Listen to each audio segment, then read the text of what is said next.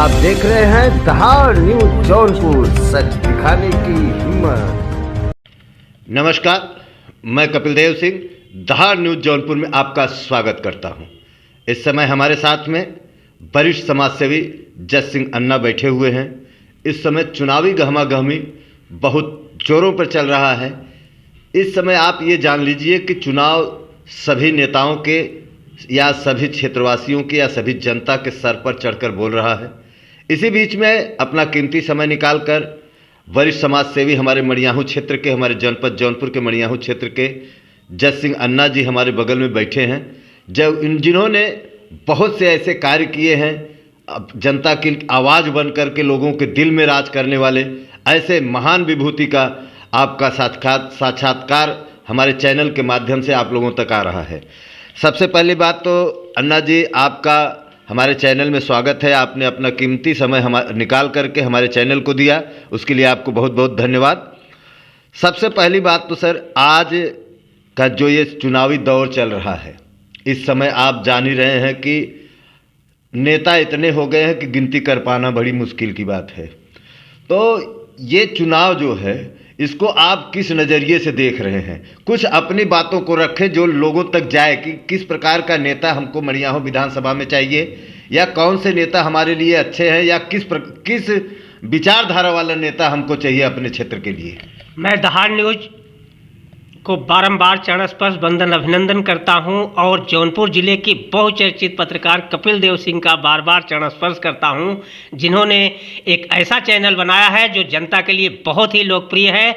और आप राकेश सिंह जी के शिष्य रहे हैं, इसलिए मैं आपको बारंबार प्रणाम करता हूं, क्योंकि राकेश सिंह का गुण केवल आप ही में ही दिखाई पड़ता है ज़्यादातर, और यहाँ जौनपुर जनपद में नहीं दिखाई पड़ता।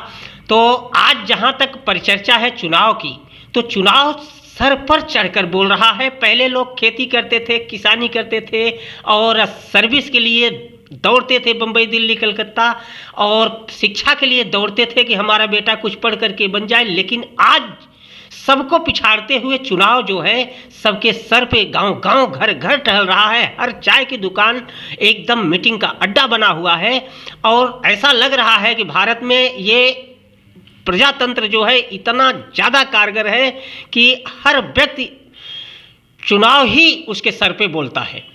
तो जहाँ तक अपने अपने प्रत्याशी के जीत की तो सभी कामना करते हैं, लेकिन पर्दे से यह होना चाहिए कि जो विकास की धारा बहाए, जो जंग करके अपने क्षेत्र का विकास करे, उसी को चुने। जातीय समीकरण के आधार पर चुनाव न करें और पार्टी समीकरण के आधार पर भी चुनाव न करें। हर व्यक्ति पार्टीवान होता है तो अपनी पार्टी को ही बना लेता है आधार के, हमारी पार्टी को ही वोट दीजिए और हम उसी को सपोर्ट करते हैं। जातीय समीकरण के आधार पर वो दल बदलू हो जाता है। किसी भी जात का कोई प्रत्याशी खड़ा हुआ तो भाई हमारे बिरादरी के खड़े हैं, हम उन्हीं को देंगे। तो यह सवाल बड़ा जनता में डिफिकल्ट है और प्रजातंत्र को वो घालमेल बना देता है। जबकि अच्छा समीकरण ये होना चाहिए कि हमें चिकित्सा, स्वास्थ्य, सड़क, रेल संबंधी जो भी समस्याएं हैं, ग्रामीण समस्याएं हैं, थाना अदालत संबंधी समस्याएं हैं, कोर्ट कचहरी दीवानी संबंधी समस्याएं हैं, जो हमारे काम आवे हम उसी को वोट चयन करें। लेकिन बड़ा कठिन काम है, आसान काम वोट का चयन करना नहीं है सर। अच्छा, ये बताइए अन्ना जी, आपने तो बड़ी लड़ाइयाँ लड़ी। अभी हमने जल्दी में ही एक आपका 500 मीटर का सीसी रोड जो आपने उसके लिए बहुत लड़ाई लड़ी, अंततः उसमें आपने सफलता हासिल किया। उसके बाद आपने पैसेंजर ट्रेन के लिए बड़ी लड़ाई लड़ी, जगह जगह रेल रोको आंदोलन किया, तमाम प्रकार के आपने ऐसे ऐसे कार्य किए हैं। इस समय आप जनता के दिल में राज कर रहे हैं। क्या आपका भविष्य में क्या राजनीति से जुड़ाव होने वाला है? मैं अन्ना हजारे शिष्य जज सिंह अन्ना हूँ। मैं अन्ना हजारे के सिद्धांत को बिलोंग करता हूं और आज तक मैंने किसी भी पार्टी को बहिष्कार नहीं किया और ना ही किसी पार्टी के पास अटैच हुआ। हम सभी पार्टियों को बराबर समझते हैं। संबंध यहाँ तक ये है कि जहाँ तक व्यक्तिगत मेरा सवाल आया तो मैंने बहुत लड़ाई लड़ा, इसके लिए आप हमारा अभिवादन किए, मैं आपका चरण स्पर्श बंदन अभिनंदन करता हूँ। मैंने रेल आंदोलन बहुत जमकर के किया और 1000 करोड़ पास कराया। 225 करोड़ जंघई, 600 करोड़ जफराबाद से जंघई पुल पुलिया और रेल पटरी बदलने में लगा, 50 करोड़ विद्युतीकरण का लगा। इसके बाद अभी बरसठी और जरौना और सुदनीपुर ये क्रॉसिंग पास है और प्लेटफार्म पास है, इसका बजट आना है। शेष हमेशा लड़ते रहते हैं। अभी देखिए कि पूरे भारत का हमारे आंदोलन से समय सारणी परिवर्तित हुई। जब मैंने जंघई से जफराबाद रेल आंदोलन झोंक दिया कि हमारी ये जे 2 बजे आती है, हम जौनपुर वाले बर्बाद हो गए हैं, हम इसको नहीं चलने देंगे, हर हाल में रेलवे वापस लो। लेकिन 300 पुलिस की ड्यूटी मेरे एक दिन के आंदोलन में लगी और मैं 15 दिन से लगातार सभी स्टेशनों पर मुर्दाबाद करता रहा। मेरे सभी मुर्दाबाद जो रेल मंत्री के पास जा रहे थे, सारा देख रहे थे। अंततः रेल मंत्री सहित समस्त अधिकारियों ने कहा कि 1 महीने का समय दे दीजिए, बदल दूंगा। उसमें हुआ क्या ताजुब कि ये एजे के समय सारणी के परिवर्तन को लेकर के पूरे देश की समय सारणियां बदली जा रही हैं। सभी जिले में 9:30 बजे गाड़ी देने का वादा अब भाजपा सरकार कर रही है और इनके अधिकारी पूरी कोशिश कर रहे हैं। 6000 मालगाड़ियों का समय सारणी बदलेंगे और पैसेंजर ट्रेनों का समय सारणी बदलेंगे, जिससे कि 9:30 बजे अंग्रेज जैसे 9:30 बजे दिए थे वैसे 9:30 बजे पहुंचेगी। तो यह बात बड़ा पसंद आया। तो हमारी लड़ाई जो होती है उतना सामान्य काम नहीं है इन नेता विधायक सांसदों के पास, क्योंकि ये पार्टीबद्ध होते हैं सर। अगर ये एक दिन मुर्दाबाद लगा देंगे तो दूसरे दिन ये निकाल दिए जाएंगे। सरकार इनको कहती है कि मैं दे रहा हूं, आप खामोश होकर के बैठिए, शांत होकर के बैठिए, पार्टी के भक्त बने रहिए, पार्टी में विद्रोह मत करिए, पार्टी के मुर्दाबाद के नारे मत लगाइए। और इसलिए सरकार जो देती है वो काम करते हैं यहाँ। लेकिन मैं अन्ना हजारे सिद्धांत हूँ, मेरे को काम दिखाई पड़ गया कि मैं उसके लिए जूझ पड़ता हूँ। जब तक काम का नींव नहीं खोदी जाती तब तक मैं लड़ता रहता हूँ। तो आज मैं भी चाहता हूँ कि हमें अगर मड़ियाहू से, जफराबाद से और जौनपुर से भारतीय जनता पार्टी उम्मीदवार बनाए तो मैं भी चुनाव लड़ूंगा। और आपको बता दे रहा हूँ कि मैं जम कर के काम विधानसभा से उठा लाऊंगा, इसमें कोई शक नहीं है, क्योंकि मेरे पास अभी कोई पद नहीं है। बिना पद के ही मैं इतना बड़ा आंदोलन किया हूं। चिकित्सा के क्षेत्र में मैंने जमकर के आंदोलन किया। सिद्धार्थनाथ सिंह से मेरी जमकर झगड़ा हुई। 3 चिकित्सालय मैंने लगाया, पास कराया और सब ताजुब माने। एक मीरगंज चिकित्सालय, तेजी बाजार चिकित्सालय, जौनपुर के 3 चिकित्सालय हमने पीएससी अपने दम पे चलाया। यूनियन बैंक का मैंने 102 ब्रांचों का इकट्ठे आंदोलन कर दिया था। 27 मई 2014 को मैंने आमरण अनशन मीरगंज में किया, जिसमें कि जीएम आए, आरओ आए यहाँ से जौनपुर से, हमारे आमरण अनशन को देखे। उसमें 1000 लोग लाइन लगाते थे यूनियन बैंक में, तब जाके 1500 मिलता था, व्यापारी पस्त हो जाते थे। फिर इसके बाद मैं आमरण अनशन के बाद मैं नरीमन पॉइंट गया, वहाँ चेयरमैन राजकिरण राय जी थी, उनके पैर के पास बैठा। 30 बैंक का आवेदन मेरा स्वीकार किया गया। 30 बैंक सब बदली जा रही हैं। तो रोड संबंधी आंदोलन जो भी मैंने किया आज तक असफल नहीं रहा सर। इसलिए मैं क्षेत्रवासियों से ये चाहता हूं कि ऐसे नेता का चुनाव करें जो काम करने लायक हो, उसमें भविष्य दिखाई पड़ रहा हो। चाहे पार्टी आपकी है, पार्टी कोई भी चयन कर ले, क्योंकि सब पार्टियां देश के हित के लिए बनाई गई हैं और देश में विकास करने के लिए बनाई गई हैं। अपने अपने ढंग से सपा अपने ढंग से विकास करना चाहती है, भाजपा अपने ढंग से विकास करना चाहती है, बसपा अपने ढंग से, कांग्रेस अपने ढंग से। तो बेकार पार्टियां नहीं हैं, पार्टी सब जायज है। फर्क यह है कि आप मतदान किसको करेंगे। आप मतदान उसी को करिए जो आपका प्रत्याशी बेहतर दिखाई पड़े।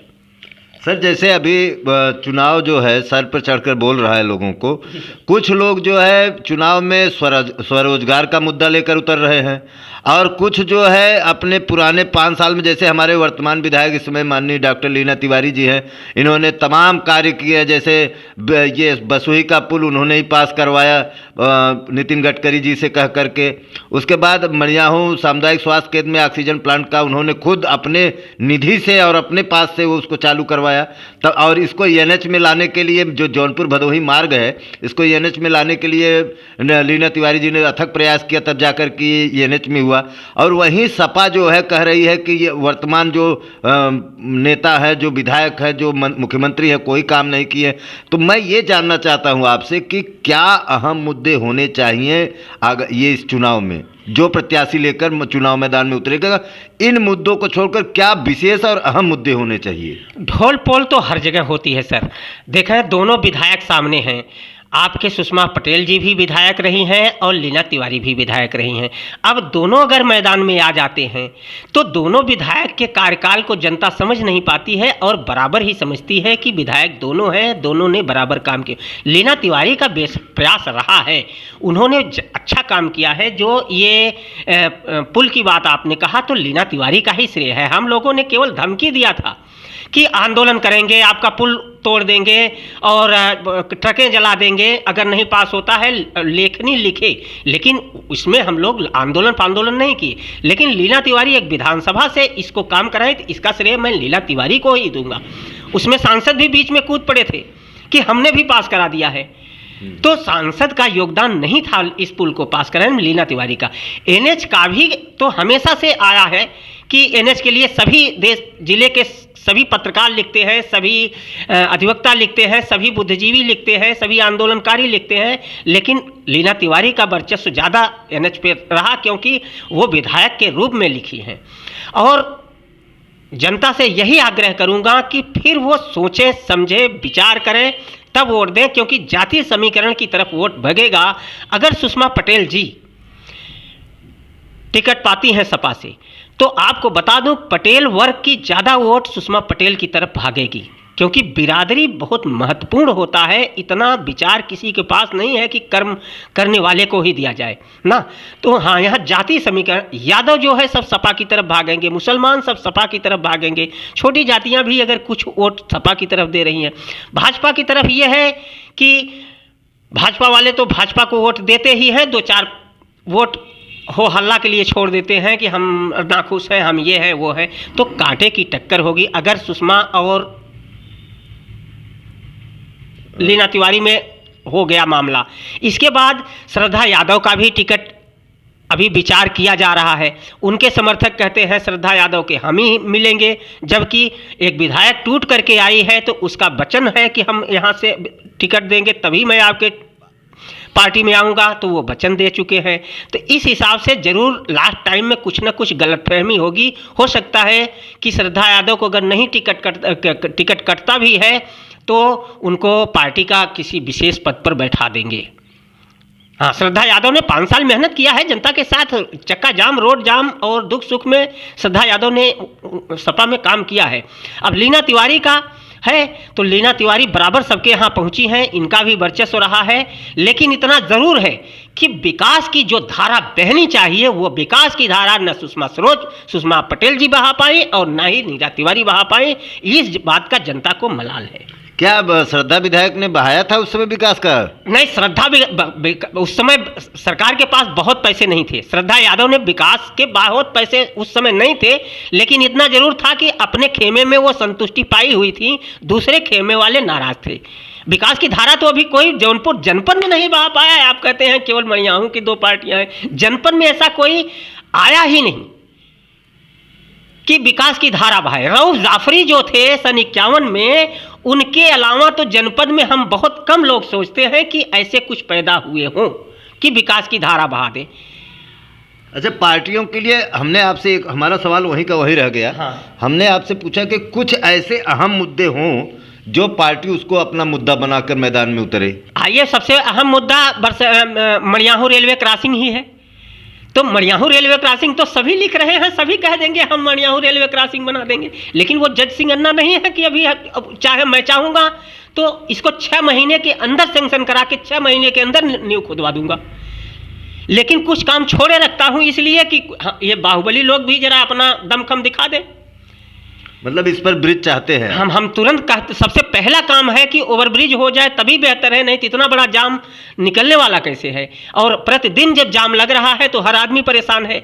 इसके बाद मड़ियाहू से मिर्ज़ापुर जो रोड है वो पूरी तरह जर्जर हो गई है। हर सरकार कहती है हमने पास किया, तो पास तो सभी सरकारें कहती है। चुनाव के वक्त ज़्यादातर होता है कि पैसा घोषित हो गया, ये हो गया, काम कम से लगेगा, ये कोई नहीं बताता है कि इस समय रामपुर पूरा खंडहर में तब्दील हुआ है। सारे पत्रकार परेशान हो जाते हैं, लेकिन रामपुर खंडहर नहीं हुआ। पत्रकारों की ऐसी तैसी हो जाती है चैनल पे लगाते लगाते, लेकिन कभी रामपुर अभी नहीं बन पाया। तो कैसे कह दिया जाए कि विकास की धारा बह रही है? सीएचसियाँ हैं, पीएचसियाँ हैं, पीएचसियों में भी अभी कोई डॉक्टर तो दिखाई नहीं पड़ते, आप कहते हैं कि विकास की धारा बहा दिया। तो ये सारी सरकारों में मुसीबत है। विकास की धारा और जंग लेने वाले नहीं हैं, क्योंकि वो डायरेक्ट सरकार से हमला नहीं करते। ये विधायक लोग ये तो पार्टीबद्ध चलेंगे, और इनको शांति का माहौल भी दिया गया है कि आप मुँह चुप करके बैठे रहिए, हम आपको विकास कार्य देंगे। तो उपद्रवी भी नहीं हो सकते हैं। उपद्रवी तो केवल जगत सिंह अन्ना है, वो आंदोलन करते रहते हैं, मुर्दाबाद शुरू करते हैं, यहाँ से मोदी तक पहुँचाते हैं। उनके बस का नहीं है। हमको कोई काम अभी दे दीजिए, मैं गारंटी समय दे दूंगा कि 2 महीने 4 महीने के अंदर इसका नींव खोदवा दूंगा। लेकिन ये विधायक सांसद यही करेंगे कि हमने इस काम को पास करा दिया। अभी देखिए कई काम हमारे गिरीश यादव मंत्री ने कहा है कि हमने ये करा दिया, पुल पास करा दिया, ये करा दिया, वो करा दिया, लेकिन वही जगत सिंह अन्ना होते तो वो काम का डेट बता देते कि इसी डेट से काम शुरू होगा। तो इस तरह से जनता में सर बड़ा फुसलावा है। किसको दे? अब दोनों विधायक अगर सामने हैं तो जनता गफलत में पड़ जाएगी। किसको दे? दोनों के काम इतने जगजाहिर नहीं है कि जनता फाट पड़े एक तरफ। तो वो बादशाहपुर से छोड़ के आई है, और ये जो है यहाँ की खुद ही विधायक है। जब दो विधायक का टक्कर हो जाएगा तो कौन कहेगा? तो बड़ा जनता में असमंजस है। जातीय समीकरण प्रबल है। जहां तक है कि जातीय समीकरण जाएगा, सवर्ण की वोट 90% भाजपा की तरफ जाएगी, 10% अन्य जातियों की तरफ जाएगी। मतलब सर इसमें इस 2022 के चुनाव में सरकार किसकी बनने की दिख रहे हैं? सरकार तो देखें सर, साफ साफ शब्दों में मैं अभी से स्पष्ट कर दे रहा हूं कि योगी सरकार बनेगी, क्योंकि 200 सीट चाहिए ना।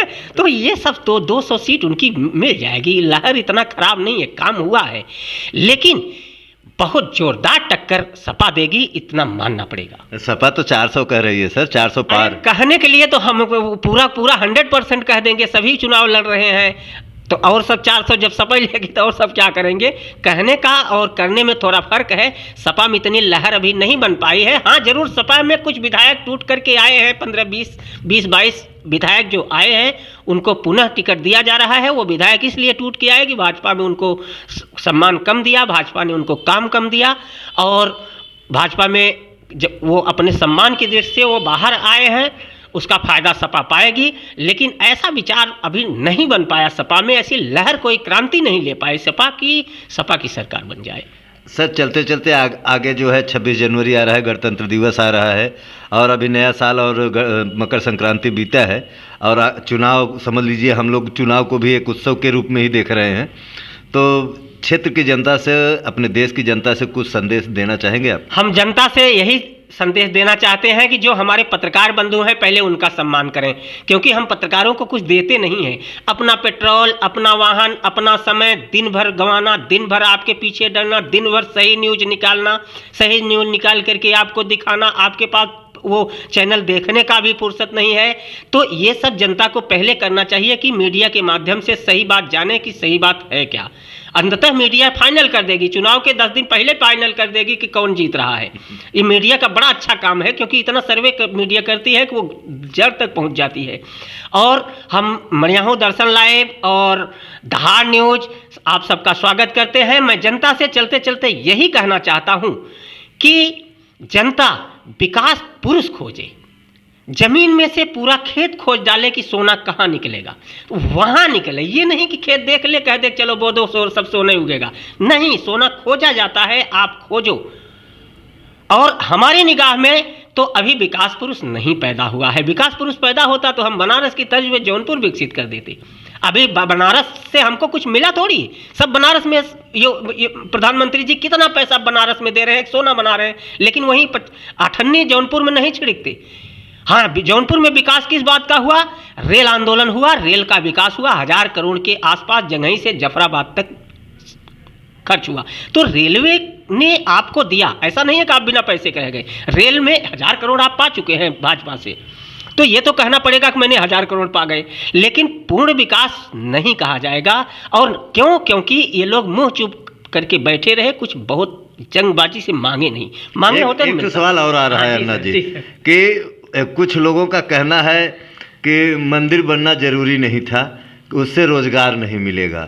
जैसे राम मंदिर बन गया और बनारस में आपने देखा बाबा भोलेनाथ का मंदिर बन गया, तो कुछ लोग उसमें कटाक्ष कर रहे थे कि मंदिर बनवाना जरूरी नहीं था और उससे रोजगार नहीं मिलेगा। क्या मंदिर नहीं बनना चाहिए था? देखें, मंदिर बन गया, देश की हिंसा समाप्त हो गई। अगर मंदिर नहीं बनता तो ये हिंसा कभी समाप्त नहीं होगी। वो दिन याद होगा कि जब नदी की धारा लाल हो गई थी और अखबार तक बिकने बंद हुए थे, जैसे ही अखबार बाहर आया कि सब सेंसर लग गया था। वो दिन तो किसी को याद नहीं है। और जगह जगह पे हजारों मुंह है, हजारे बातें बोलते हैं, सबकी बातों पे आप ध्यान न दें। मंदिर बनने से देश का बहुत बड़ा विकास हुआ कि विनाश खत्म हो गया। दूसरी बात यह है कि मंदिर बनने से एक देश का बहुत बड़ा पर्यटक स्थल हो गया। तो पर्यटक स्थल बनने से वहां चारों तरफ दुकानें हो जाएंगी, दुकानों से बहुत बड़ा रोजगार मिलेगा। और रोजगार किसी जाति विशेष से नहीं मिलेगा, हर संप्रदाय को मिलेगा। सबसे ज्यादा रोजगार पाने वाले मुसलमान होंगे, क्योंकि ज्यादातर दुकानें मुसलमान ही लगाते हैं, छोटी बड़ी दुकानें मुसलमान ही लगाते हैं। तो मंदिर के आसपास 10-20 किलोमीटर तक चारों तरफ दुकानों की भरमार होगी, जो रोजगार का बहुत बड़ा साधन है। रोजगार के लिए लोग कहते हैं कि सरकार रोजगार नहीं देती है, तो रोजगार केवल सरकारी नौकरी ही नहीं होता सर, रोजगार का विकल्प खोजना पड़ता। कितने क्षेत्रों में मनरेगा में कितना लोगों को रोजगार दे रही है, तो एक तो विकल्प हो गया। प्राइमरी स्कूलों में देखें, हर गाँव में प्राइमरी स्कूल है, 2-2 हज़ार 4-4 हज़ार पे इढ़ाक पे कहीं न कहीं दे रही है सरकार। तो रोजगार का साधन सरकार खोली हुई है। अब ये नहीं है कि सबको सेंट्रल गवर्नमेंट और स्टेट गवर्नमेंट की ही नौकरी दे दे, लाख रुपए पाने लगे तब रोजगार हुआ। रोजगार के बहुत से साधन, 4 व्हील रोडें 4 लाइन की जा रही हैं। 4 लाइन का मतलब ये है कि उस रोड के किनारे सारी दुकानें खुलेंगी जब, तो वो एक रोजगार का साधन होगा। और सब अपने दुकान पे बैठेंगे तो वो एक रोजगार ही कहा जाएगा, कम से कम आदमी कमाएगा, खाएगा। और सारे हमारे देश के उद्योग चर्चित पनप जाएंगे। तो हम आशा करते हैं आप सबसे कि आप सब जो है पत्रकार बंधुओं का सम्मान करके अपनी वोट जो है जायज स्थान पे रखें, अंतिम दिन तक चुनते रहें। जाति समीकरण में भागने वाला कोई वोटर नहीं होता और पार्टी समीकरण भागने वाला कोई वोटर नहीं होता। वो पार्टी का केवल भक्त कहा जाता है। पार्टी बहुत अच्छा काम नहीं करती, हर काम पार्टी बहुत अच्छा करेगी ऐसा संभव नहीं है। पार्टी अपने हिसाब से करती है, दूसरे को नहीं पसंद आती। तो आपको यही चाहिए कि आपके दुख सुख में, आपके विकास में कौन योगदान देगा, उसी को आप वोट करें। लेकिन यह सामान्य जनता के बस की नहीं है। हम उत्तर प्रदेश वाले ज़्यादातर कोशिश करते हैं, जाति समीकरण भागते हैं। मैं माननीय कपिल देव सिंह जी आपका चरण स्पर्श करता हूं। आप राकेश सिंह जी के शिष्य हैं। आज तक हमने आप जैसा पत्रकार बहुत कम देखा है। धन्यवाद सर। तो आपने सुना, हमने अपने जनपद जौनपुर के मणियाहू तहसील मणियाहू थाने अंतर्गत के वरिष्ठ समाज सेवी, बहुत ही चर्चित चेहरा जयसिंह अन्ना जी से आपसे मुलाकात कराया। इन्होंने सबके प्रश्नों का जवाब दिया। जो लोग कह रहे थे कि मंदिर की जगह पे रोजगार देना चाहिए, उनको भी जवाब दे दिया। 4 लेन के बारे में बात हुई, उसको रोजगार के बारे में लोग बात कर रहे थे, उसका भी जवाब दे दिया। तो मतलब आप समझ लीजिए कि अन्ना हजारे जी के शिष्य हैं ये, तो समझ लीजिए कि इनकी सोच कितनी बड़ी है। और सबसे बड़ी बात तो सर आपने हमें समय दिया, उसके लिए आपका बहुत बहुत धन्यवाद। और इसी तरह हमारे आप चैनल दहाड़ न्यूज़ जौनपुर में जुड़े रहिए। हमारे चैनल को लाइक करें, सब्सक्राइब करें और शेयर करें और बेल आइकन पर जरूर क्लिक करें। मैं कपिल देव सिंह, जनपद जौनपुर, मणियाहू।